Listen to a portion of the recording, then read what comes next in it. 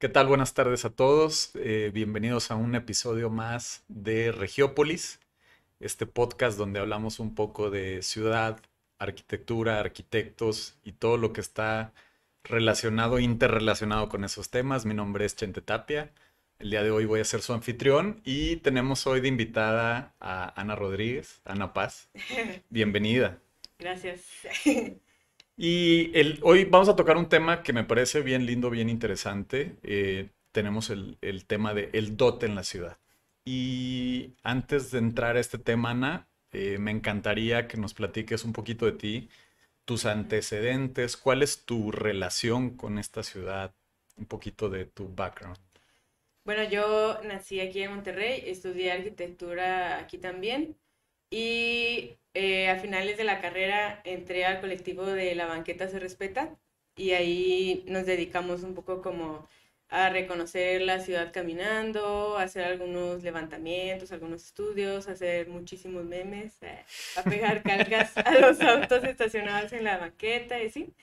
Y también fui voluntaria en Techo, donde pues nos dedicábamos a erradicar la pobreza, digo, es un objetivo muy grande, pero construíamos viviendas de emergencia en asentamientos irregulares y también hacíamos como otros proyectos comunitarios con las personas que habitan esos lugares. Entonces, como que estos dos intereses y escuchar a otros urbanistas que ya trabajan aquí en Monterrey, pues me hizo como reflexionar un poco de cómo funciona todo el tema de la movilidad y todas estas cosas. Entonces, al final, digamos que la reflexión pues era que lo ideal sería no hacer tantos viajes o no trasladarse como distancias tan largas, independientemente de si haces ciclovías o banquetas u otra cosa, ¿no? O sea, no va a ser suficiente hacer infraestructura para llegar de San Pedro a Suazua porque siguen siendo pues no sé, 30, 40 kilómetros de desplazamiento. Más bien es como un tema de compacidad en la ciudad, densidades y otras cosas. Entonces, después ya me interesó como estudiar un posgrado porque estuve dando clases en la UR y pues me gustó la docencia, entonces pues quise estudiar una maestría y ya me fui a la Universidad de Guadalajara en el fatídico 2020 a estudiar la maestría en urbanismo y territorio. Y pues mi tema de tesis justamente es sobre el DOT y pues uso de caso de estudio a la ciudad de Monterrey y cómo se aplica aquí en el centro. Suena como una urbanista de a pie, De a ¿no? pie, Que sí. tal vez ahorita estás como en este proceso de formación, en estudios de urbanismo, sin embargo, como ya una trayectoria importante, pues en la ciudad con esa mirada fresca. Oye, Ana, cómo ha cambiado este pequeño cambio que hiciste con el salir un poco de Monterrey e ir a Guadalajara? ¿Y qué cosas han cambiado en tu apreciación por la ciudad? ¿Cómo eso ha evolucionado? Platícame tantito de eso.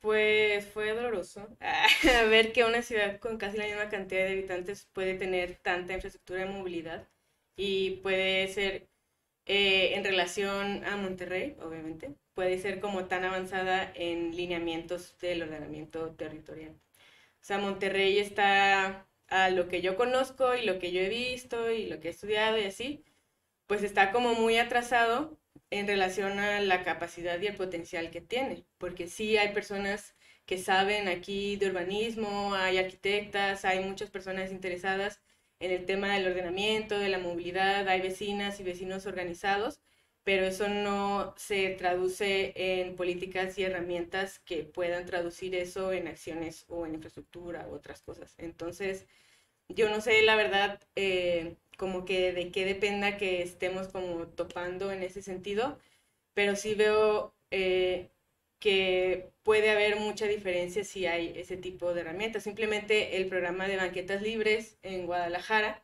aunque no está como tan bien, digamos que reglamentado, o sea, faltan como algunos temas con el ayuntamiento para que tenga su reglamento y tenga como temas del financiamiento y cuál bolsa se use. Al final queda como a voluntad del alcalde en turno, pero sí es un programa que puede usarse para invertir en infraestructura para la movilidad y es algo relativamente sencillo porque ya está en el reglamento de tránsito que no te puedes estacionar en la banqueta. Entonces son cosas como súper pequeñas que aquí ya hay personas interesadas en que la banqueta se respete, por ejemplo, pero que no hay una reacción por parte de los gobiernos locales para que eso suceda o se respete o se mejora o algo así. Y obviamente también conviviendo con activistas de Guadalajara, pues todos tienen, pues ven las áreas de oportunidad, ¿no? O sea, siempre hay que mantenerse críticas, la utopía nunca la vamos a alcanzar, pero pues hay que seguir trabajando para alcanzarla. Y creo que aquí pues no sé, nos estancamos en los ochentas, qué sé yo. Y no sé en realidad como cuál deba ser el camino, porque el activismo aquí pues sí es, pues sí está formado, si estudiamos, si nos organizamos, si hacemos cosas. Si tú comparas las acciones que hay en Guadalajara con las acciones que hay en Monterrey, pues digamos que vamos ¿Sí de están alguna manera equiparables? para las acciones de los activistas. Sí, son más o menos equiparables, pero pues no sé, pues qué suceda. Porque parecería que los resultados no son equiparables, Ajá, los ¿no? resultados no Parecería son que en equiparables. Monterrey habría menos gente por los resultados que tenemos comparados con cosas tan simples como la movilidad y Sí, todo el tema de peatonal. sí, como lo dices, son cosas simples que no cuestionan tanto el status quo al nivel de que el Consejo de Nuevo León también dice cosas de movilidad. O sea, ni siquiera incomoda a los empresarios de la ciudad y aún así no hay acciones relevantes. O sea, más allá de algunas calles completas en el centro, que obviamente no tienen una intención de movilidad, sino de turismo, pues no hay toda la red de ciclovías que ya está planeada en el biciplan, no se ha completado el plan de accesibilidad del centro de Monterrey, la línea 3 del metro, pues bueno, ya sabemos, ay, que se tardó mucho y ya ni siquiera hablaría de accesibilidad, o sea, eso ya es, o sea, si no podemos ni ir caminando, quienes no tenemos ningún impedimento, pues ahora las personas que tienen algún tipo de discapacidad. Entonces sí creo que falta un poco ahí de, pues no sé, de acciones.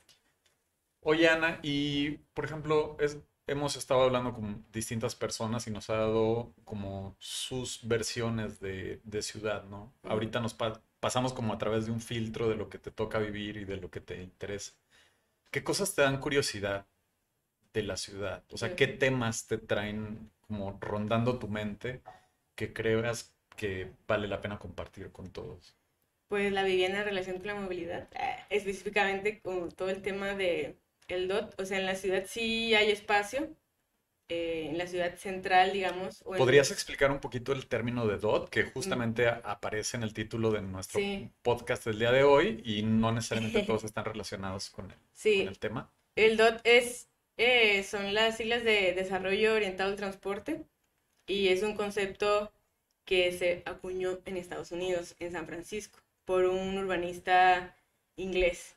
Entonces, este urbanista es de los que fundaron el nuevo urbanismo, que son personas en Estados Unidos que reinventan los barrios, Ujú. porque eso es algo que nosotros ya conocemos aquí. Tú puedes ir a las colonias populares o a ciudades más hacia el centro del país, en algunos sectores ya hay como esta vida rica de barrio, de usos mixtos, de llegar a todos lados caminando. México tiene un índice muy alto de niños y niñas que van caminando a la escuela, entonces digamos que aquí en términos generales estamos un poco más avanzados, pero pues Monterrey, si no lo dicen en Pero Estados Unidos, parecería no que no, vale. ¿no? Parecería Pues que porque no. O sea, vivimos en Monterrey, por eso parece que no. Pero entonces en Monterrey toman este concepto como lo que dice en el reglamento es que es para redensificar, ujú. pero la realidad es que lo están usando para verticalizar y para desarrollar en los metros cuadrados más caros del noreste del país, que es el centro de Monterrey. Entonces, esta verticalización está produciendo vivienda inasequible con amenidades que son privadas y a las que tú como persona que va caminando por ahí no puede entrar a la alberca de una de estas torres, pero pues esta torre a ti como vecina sí tiene un gran impacto y entonces no está viendo una retribución, digamos que similar al impacto que están haciendo estos desarrollos y sí se está explotando la tierra y se está como facilitando la Oye, acaparación. ¿y en qué consiste, por ejemplo, desde tu perspectiva, estas diferencias, ¿no? Porque parecería que la reglamentación tiene una buena causa, porque lo que platicas es que el origen es un distrito orientado al transporte para hacer como Desarrollo. una Ujú. evolución Pues no del... tiene buenas causas porque Pero ni acá en siquiera Monterrey, ¿cuál es la está. diferencia, no? Como, Sí, no creo que tenga buenas causas por todo el historial que te digo de pocas acciones gubernamentales, porque ni siquiera se traduce bien el concepto. En el libro donde se inventa el concepto, dice que cada dos tiene que tener un desarrollo particular porque obviamente cada entorno es diferente. Entonces, desde la misma concepción de esta definición, te dice que todos los lugares son particulares.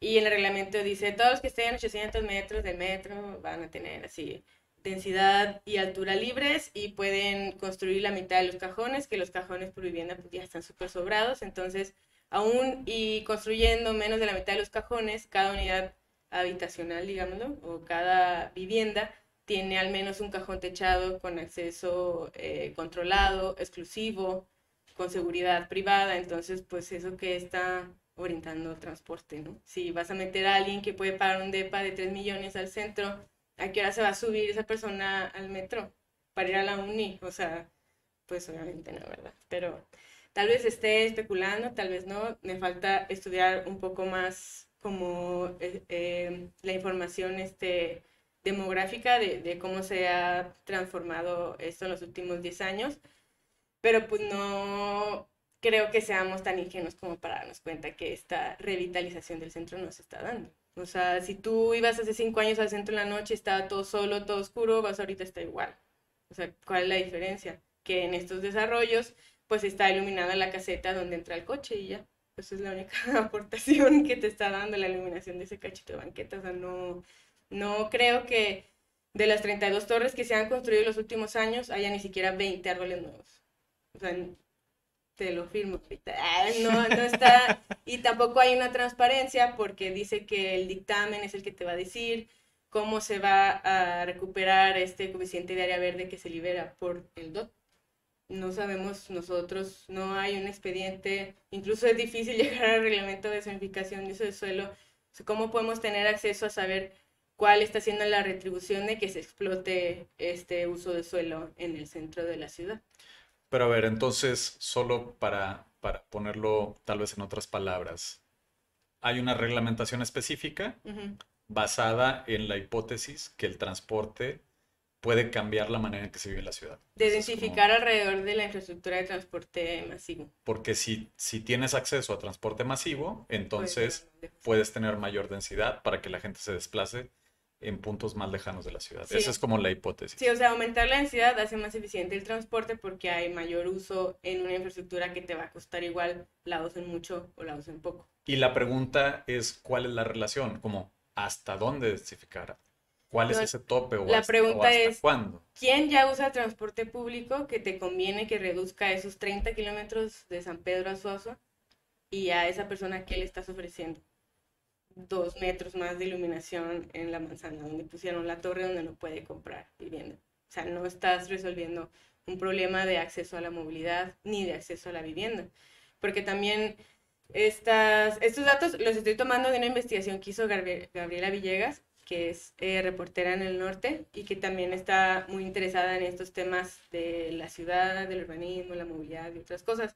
Nos le hemos topado como en unas investigaciones que ha hecho y todo eso, entonces ella empezó, yo creo que 2020 por ahí también, a estudiar un poco todo esto del DOT y hizo como toda la cuantificación de los depósitos, ¿no? Entonces, de todas estas viviendas que se están produciendo, los costos están entre 1.1 y 3, ¿no? Y 5 millones. 1.1 y Y 5 5 millones millones. por unidad de vivienda.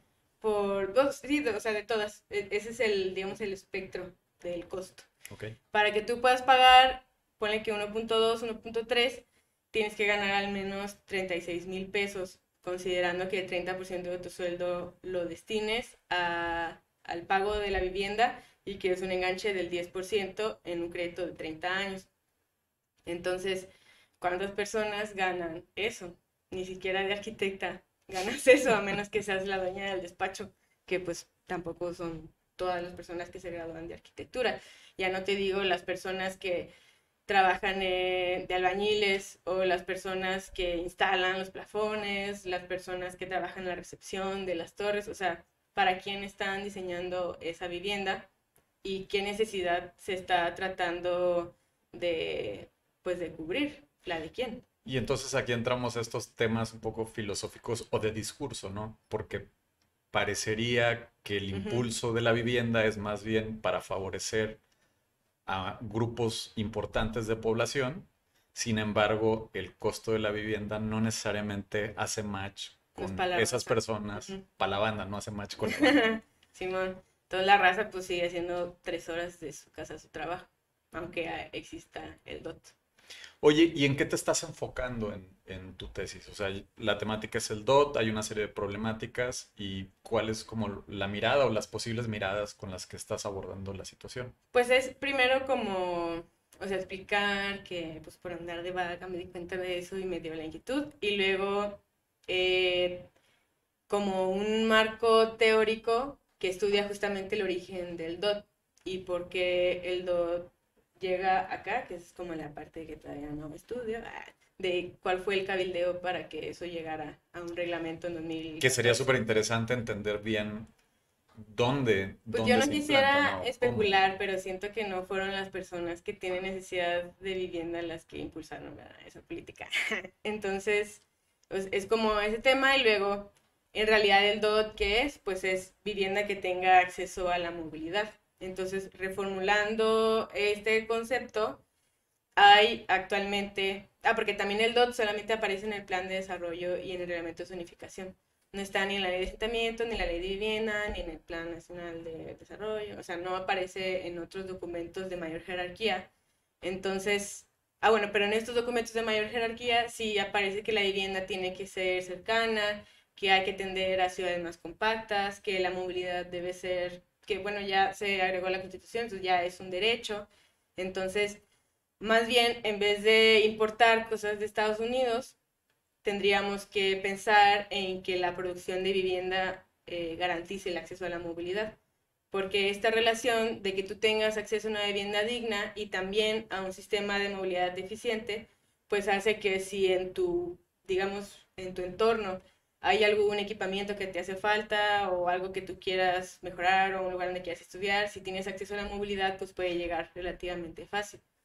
Pero si no tienes equipamiento y además no tienes acceso a un sistema de movilidad deficiente, Que justo ese es pues todo parte es más importante del desigual. problema, ¿no? Porque independientemente si liberas o resuelves el tema de la necesidad Ujú. de la vivienda, del volumen de vivienda y del perfil del usuario, si no haces nada para equilibrar la eficiencia de la movilidad, pues de todos modos no va a ser más. No debería ser un trabajo Pues es en que conjunto. ya hay sistemas de transporte. Son ineficientes porque las distancias son muy largas. Entonces, y por ese lado, si te pones del lado de los transportistas, pues entendemos por qué siempre quieren aumentar las tarifas, porque cada vez las distancias son más largas y ellos suben la misma cantidad de gente porque no cabe más gente en el mismo camión. O sea, no hay manera de aumentar Sus ingresos, los ingresos, pero aumenta pero su el gasto. costo aumenta porque la ciudad se expande. Entonces, toda esta expansión se da, pues obviamente a las personas que viven en la carretera, que viven súper lejos en sus casotas, sus ranchotes, pues bueno, son las menos, pero pues todos los nuevos desarrollos de vivienda que se hicieron entre Fox y Calderón, pues todas esas personas viven lejísimos, Que es la vivienda periférica en la vivienda masa. periférica. eh, O sea, yo crecí en Guadalupe, casi en Juárez, y eso fue pues hace 30 años. O sea, de 30 años para acá, ya la raza vive en Cadereyta. O sea, claro. ya desbordaron Juárez, ya viven en Cadereyta. ¿Y por qué? Si aquí el centro está vacío. Oye, y platícanos un poco, por ejemplo, todas estas modificaciones o alteraciones por el concepto DOT, por la Ujú. idea de DOT, ¿qué partes de nuestra ciudad abarcan o qué zonas son en Ya, las cuales se puede tienen hacer. estas afectaciones? Pues según el reglamento de Monterrey, que es el único municipio que lo tiene hasta ahorita, son 800 metros a la redonda de las estaciones de metro en predios mayores a 2000 metros y en el centro de la ciudad a 1000 metros. Ahí te reduce los metros. Y en el corredor, en la ecovía sí es un corredor de 500 metros, pero solamente la ecovía, no el transmetro ni las paradas de camión. Porque se supone que el DOT pues es enfocado a los sistemas masivos de transporte.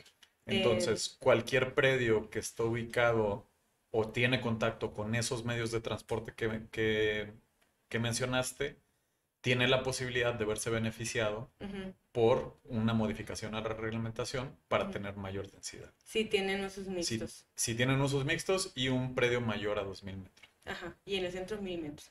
Entonces está la torre de 100 depas y un Oxxo. Ok. Usos mixtos. Entonces, pues, eso en realidad no son usos mixtos. O sea, los usos mixtos son a nivel distrital, no que en un terreno tengas todos los usos posibles. Ahora, las amenidades, ahorita decimos amenidades, pero en realidad son equipamiento privado. Pero todas necesitamos equipamiento. Entonces, porque eso tiene que ser privado si la explotación del suelo pues está siendo, o sea, se está viendo beneficiada con esta liberación de densidades y de alturas. Entonces, es como, es toda una crítica con una perspectiva del derecho a la ciudad. En México sí podemos, digamos que, acceder a tratados internacionales y otras cosas, aunque no estén reglamentadas en lo local, pero México aún no firma un tratado del derecho a la ciudad. Oh. Pero en la ley de asentamientos, el derecho a la ciudad es uno de los principios. Entonces, al ser principio de la ley de asentamientos, pues ya me agarré, elegí sobres. Vamos, de ahí hay Entonces, que agarrar, ¿no? de ahí hay que agarrarnos. Ajá. Bueno, yo acá en el pendiente de la tesis, ¿verdad? Entonces, dentro del derecho a la ciudad, además del derecho a la vivienda y el derecho a la movilidad, entre otros, está el derecho a la producción social del hábitat.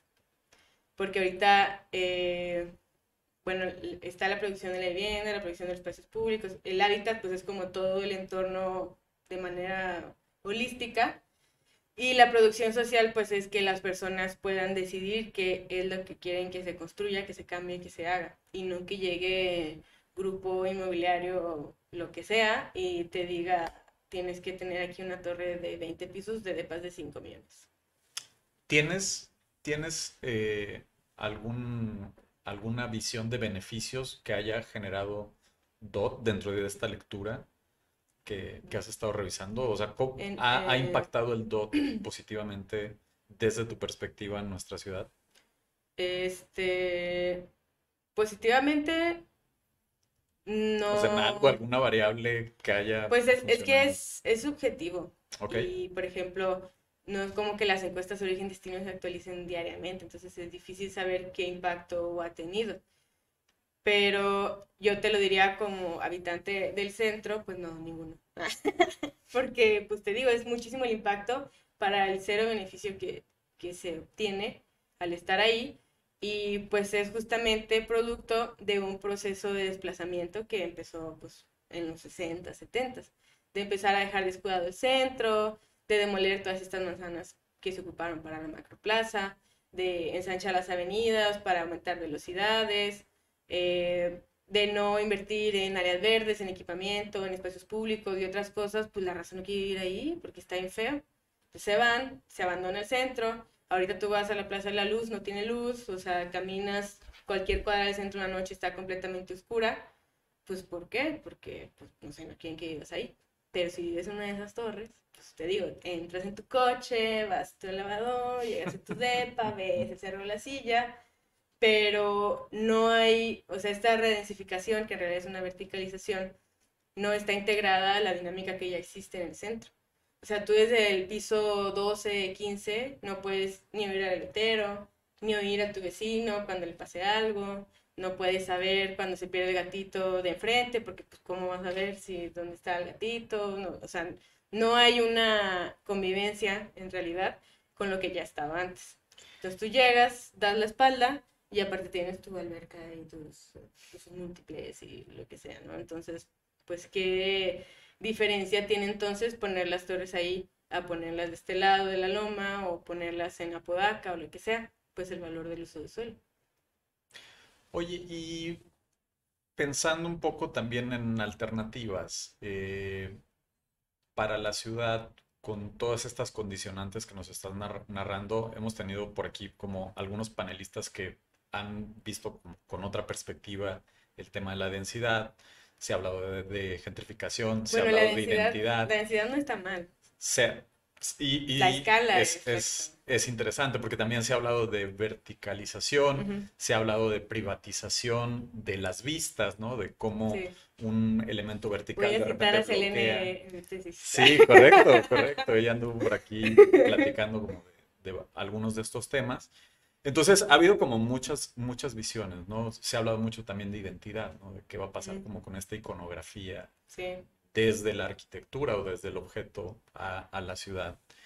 Eh, con toda esta como semblanza y con todos estos layers y con todas estas capas y distintas visiones, ¿qué sigue o qué debería de seguir o cuáles deberían de ser como los siguientes pasos para el DOT desde tu perspectiva? ¿O qué ajustes se podrían hacer para que esta cosa se convierta en una alternativa positiva para un Ujú. desarrollo sostenible, ¿no? Para nuestra ciudad. Pues justo ese tema de la producción social del hábitat. Lo que sigue es que nos organicemos y podamos nosotras producir lo que necesitamos para vivir bien. Eh, no es como que una sola visión o una tesis de una morra que fue a estudiar a Guadalajara vaya a resolver un problema tan grande, pero sí es importante cuestionar el sistema de producción en el que estamos inmersas, económico y el sistema de producción de ciudad. O sea, ¿por qué son las inmobiliarias las que dicen cómo se debe de producir la ciudad si esa raza no vive ahí? O sea, ¿tú crees que los que construyeron esas torres van a vivir en alguno de esos depas? Ni siquiera viven en México seguramente, porque ellos están decidiendo cómo se tiene que hacer la ciudad. Entonces, Que es una te... mezcla de cosas también, ¿no? Porque también hay ciertas cosas permitidas por el reglamento que Ujú. te limitan y moldean de Sí, alguna manera pero también llega la... alguien que es dueño de Monterrey, bueno, no de Monterrey, pero que tiene un capital económico muy grande y le dice al ayuntamiento o al cabildo, oigan, pues libérenme la densidad, invéntense algo. Ah, el DOT, claro que sí, pues no, o sea, tampoco es como que el gobierno municipal no sepa qué está pasando. Pero ya está, ¿no? O sea, el TOT ya está. Mi pregunta va un poco más Sí, ya al... está, ya, Pues ya ya están está. las torres, Y a entonces, las que se están construyendo. ¿cómo nos movemos? ¿Qué alternativas hay? Pues eventualmente va a explotar la burbuja inmobiliaria, ¿no? Y por eso están tan aferrados en hacer el cruce para acá, porque no sé a quién se le ocurrió, estando en el centro de Monterrey, teniendo un valle, dijo, mira una loma y si construimos del otro lado y llenar acá, ¿no? Y luego, ay, no podemos cruzar, pues no, porque hay una loma. Entonces, la lógica del capital y de las inmobiliarias, pues es tirar la loma, ¿no? O poner un paso de nivel a través de una cruz monumental, primero, ¿no? Para despistarle y todo. Entonces, Grandes historias y grandes temas, ¿no? sí, Y posturas muy divididas. si seguimos, pues no dividida, pero pues es un tema de desigualdad. Estas personas son las que han estado siempre marcando el eje rector de cómo tiene que ser Monterrey, de por qué la cervecería y la coca están donde están los ojos de agua, de por qué a los habitantes les cortan el agua cuando hay sequías, de por qué el transporte público no se le invierte para que sea en realidad de calidad, de por qué la vivienda social se tiene que hacer lejísimos. O sea, puedes traerte así, piensa en tu arquitecto o arquitecta favorita. O sea, si Dios fuera arquitecto y viene y te diseña una vivienda social, pero está en Suazua, pues sigue estando en Suazua, o en Pesquería, o en García, o en algún lugar lejano, no porque esté mal vivir allá, sino porque el pueblo económico o donde las personas que ahí viven tienen que trabajar, pues no está ahí tampoco. Nada más se produce vivienda social, pero no se genera como este dinamismo económico, cultural, educativo para que las personas no se tengan que mover de ahí. Si no se genera como ese subcentro en esa zona que tenga un Ujú. valor y obliga a desplazarte en búsqueda de eso. De Y ahora eso. los sistemas de los subcentros, pues obviamente están en las partes de mayor poder adquisitivo de esas zonas. de todas formas las personas tienen que recorrer grandes distancias o usar el transporte público de ahí. Eh, a mí ni me tocaba tan mal donde yo vivía porque no vivía tan lejos de Monterrey, pero pues a veces tenía que esperar el camión media hora porque venía lleno.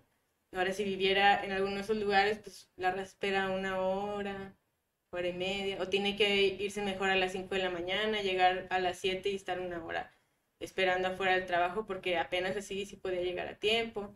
Ahora esa raza sí tiene horarios, esas personas no pueden hacer como así, como uno y así, de que, ay no, estoy súper aburrida de estar en Netflix, no me puede ser. Pues esa raza tuvo que salir a trabajar toda la pandemia.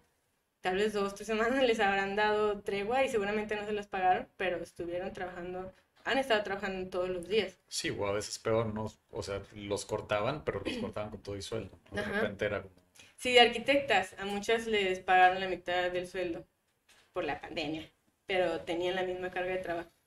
Ahora en otros oficios o en otras profesiones que no son, pues ya de profesionistas u otras cosas, o que no son egresadas del TEC o cosas así, pues obviamente les fue peor, ¿no? Y pues digo, obviamente el DOT no va a resolver eso, pero es parte de los problemas que se generan por esta manera de producción. Entonces, nosotras desde la Escuela de Arquitectura, ¿en qué momento estamos cuestionando el estado en el que nos encontramos? Para empezar, seguimos viendo a Le Corbusier como urbanista.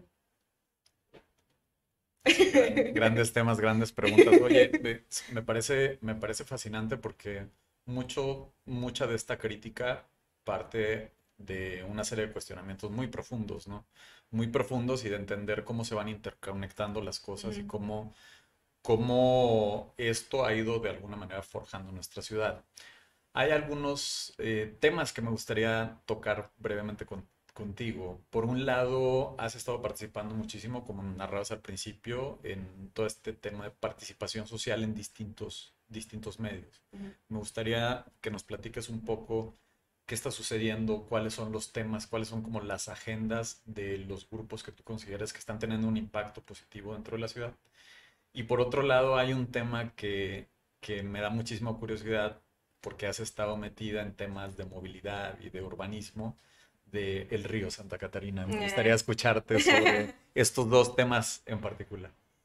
Bueno, de la agenda, digamos que no estoy así como 100% actualizada, pero un primer vistazo puede ser a través de Cómo Amo Nuevo León y de los colectivos que ya existen en Nuevo León, o sea, la banqueta se respeta, que ahorita están en las fuerzas básicas, Pueblo Bicicletero, MOVAC, Rodada Feminista y otras. Y pues es justamente el tema de seguridad vial, ¿no? De que pues uno sale y a las 2 cuadras te atropellan y te pasa lo que sea, ¿no? Que es inseguro caminar y otras cosas.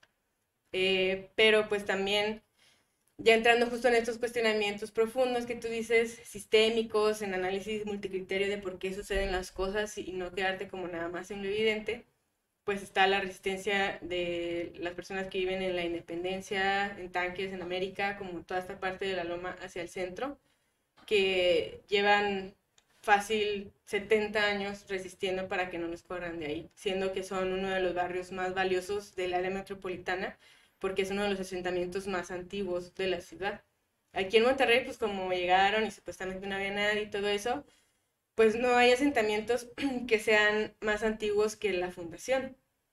El más cercano, pues es obviamente la Independencia, a diferencia de otros lugares del centro, de que, bueno, Ciudad de México pues lleva que 2000 años de existir, u otros lugares en Michoacán, por ejemplo, o en Chiapas, que antes de los españoles ya eran asentamientos, entonces son comunidades como muy arraigadas a su territorio, a sus recursos, y ya tienen como organizaciones, bueno, una organización muy particular porque llevan muchísimo tiempo habitando ese espacio. La independencia, pues yo no sé por qué no se le ve el valor que tiene ser el asentamiento más antiguo de la ciudad.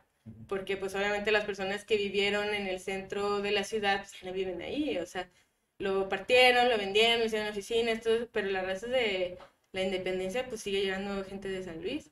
Mi mamá, su mamá es de San Luis, entonces pues cuando vino a vivir aquí de niña llegó a la independencia. Mi mamá vivió ahí hasta que fue niña, ¿verdad? Tampoco es como que yo tenga así mucha identidad ahí, pero pues sé que la historia pues Conoces un es, poco la historia, ¿no? ajá, muy antigua en ese lugar y pues alguien que quiere llegar en carro rápido a Valle Oriente pues quiere ponerle unos carriles de alta velocidad. O sea, Que justo la defensa es por ese tema, ¿no? Por pues el derecho al que territorio para poder ir de un lugar a otro, ¿no? sí, o sea, que respeten lo que las personas quieren hacer ahí. O sea, le hablan a la policía o le hablan de la basura que no ha pasado, o quieren que arreglen una alcantarilla o una banqueta, que mejoren la escuela y no va nadie, pero ya fueron a hacer el levantamiento para lo de la interconexión y ya tienen toda la preparación para la cruz monumental. Y ya fueron a hacer el levantamiento de en cuánto va a vender cada quien en su casa. O sea, en dónde radica la diferencia de la eficacia de como cada actuar del gobierno. Eh, y también los vecinos del Distrito Norte que se oponen a ese plan parcial de desarrollo, no porque no se haya consultado, sí se consultó, pero se consulta un producto ya hecho en el que estas personas que ya viven ahí no participaron. Entonces justo este cuestionamiento o este detalle pues se tergiversa y luego dicen, no, pero es que esas personas pues ya se puso a consulta y no participaron. Pues sí, pero si tú participas en una consulta, que yo lo he hecho un par de veces, lo único que está obligado el gobierno municipal es a responderte, no a tomar en cuenta tus observaciones, no está obligado para nada a O sea, desde el incluirlo. proceso es cuestionable. Ajá, desde el proceso. ¿Por qué? Porque tenemos derecho a la producción social del hábitat, a que tú donde vives te pregunten qué quieras y que tú de manera colectiva puedas tener una visión conjunta, que los técnicos, que somos en este caso los urbanistas, las arquitectas u otras personas que se dediquen a eso, en vez de hacerle mapitas a las inmobiliarias y al gobierno del estado y a los distritos, le hagamos los mapitas a los vecinos con la visión de los vecinos, qué quieren saber de su colonia, cuáles datos de los datos abiertos que ya existen hay que procesar para que lo conozcan. No hay esta visión desde la academia de para quién estamos produciendo la información y a quién está llegando la investigación que nosotros estamos haciendo en la escuela. Entonces, esa es una manera pues de incidir. Si eres urbanista o eres arquitecta, pues ponte a servicio de quienes De quieren tener esas. información. O sea, yo pasaba en la escuela y yo sí pensaba que el diseño iba a En aquel resolver el entonces. problema de vivienda, pero ya pues a esas alturas, que entiende un poco más todos estos problemas complejos, pues ya hemos discutido en la escuela justamente que pues hay que reformular cómo estamos actuando como técnicas en esta producción de ciudad. Ana, se nos está acabando el Sí. tiempo. Me gustaría escuchar súper breve lo del río Santa Catarina. Y el río pues es el eje medular de la ciudad. Tiene 12 carriles en cada lado. Yo creo que podemos hacer un sistema de transporte de primera calidad, un espacio público como un malecón a lo largo de todo el río, no nada más del río en San Pedro u otros lugares específicos, sino todo de Cadereyta para Santa Catarina, sin tener que tocar nuestros recursos naturales. Pero pues aquí en Monterrey es muy delicado que tú siquiera sugieras que toquen una parte de un carril para los automóviles. Entonces, incluso hablar del río, pues es hasta peligroso, ¿no? Que ahí le vean el potencial las inmobiliarias. Pero pues sí, o sea, hay que replantearnos porque a fuerzas queremos hacer las cosas adentro del río, si hay tanto espacio alrededor. Suena como una muy linda alternativa y creo que no debería ser factible, ¿no? Creo que debería Debería. de haber juntarse voluntad política, La Ecovía técnicos y... 3, la Ecovía 3 va por ahí, por el río Santa Catarina. Pero secaron la Ecovía 1. Entonces, Bueno, Ana, pues te agradezco muchísimo que nos hayas compartido toda tu visión de la ciudad. Eh, eh, Creo que hay grandes cuestionamientos y hay una serie de mensajes muy interesantes para muchos que nos están escuchando. Y lo que me encanta es como toda esta gama de colores, ¿no? De cómo cada quien va percibiendo la ciudad sí, sí. y cómo también cada quien pues va respirando, viviendo y entendiendo, ¿no? Monterrey tiene mil versiones y es fantástico que nos pudieras compartir la tuya. Muchísimas gracias Gracias a y ti. gracias a todos por escucharnos. Nos veremos por aquí en los próximos episodios. Hasta luego.